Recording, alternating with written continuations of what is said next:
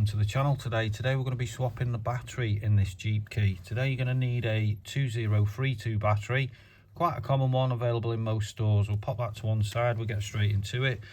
Let's just double check this Jeep key is exactly the same as yours before we start.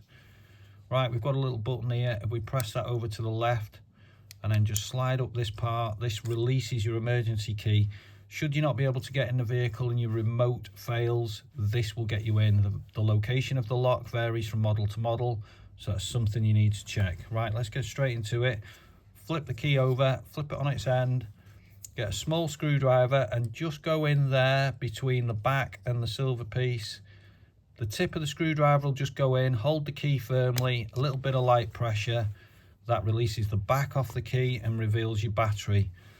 And if you just get a small screwdriver and just go in lightly down the side, and just that'll release the battery out.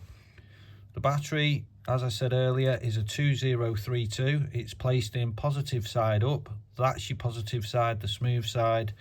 The negative side has a domed edge. So make sure you put it back in the same way. So we'll get the new battery and we'll just hook it in at the bottom there, and just literally a little bit of light pressure, it goes back in.